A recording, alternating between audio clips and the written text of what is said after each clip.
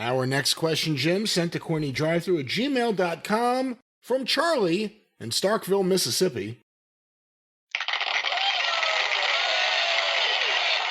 I just knew it had to come. Hi, Jim. Hulk Hogan recently ranked himself as the number 2 wrestler of all time. He said Ric Flair was number 1 and Steve Austin was number 3. What are your thoughts on the Hulkster's rankings? Well, I think he's a lot smarter than Chris Jericho. Because as we talked about earlier, Chris Jericho says there's no comparison between me and Undertaker, then proceeds to compare himself in every way to The Undertaker. Hogan is a little smarter. He puts Flair over because, and I know that a lot of the younger fans now think Flair is horrible because he used to do the helicopter and pull his dick out. I think he's horrible because he headlined a Donald Trump fundraiser. That's the only thing I've ever been able to not excuse him for. Otherwise, he's the man. He's the Nate.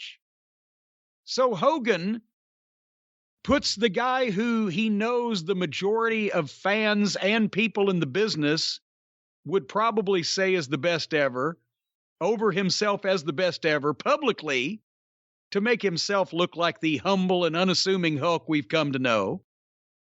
And then, now that he's proved he's willing to say that someone else is better than him, then the guy that's right below him, meaning he's lesser than him, is the guy that wouldn't agree to come back and work with him and put him over. So it's very smart. It's Hogan. He's way far. Jericho can't see Hogan's ass. He's far ahead of Jericho in terms of playing the mind games.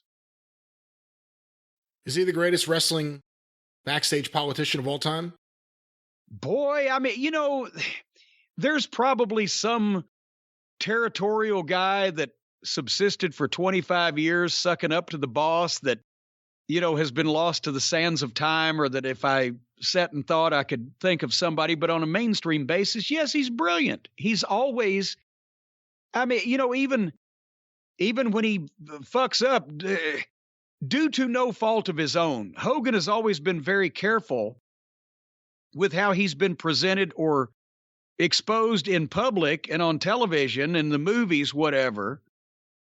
The video he made he didn't know was for public consumption is what bit him in the ass.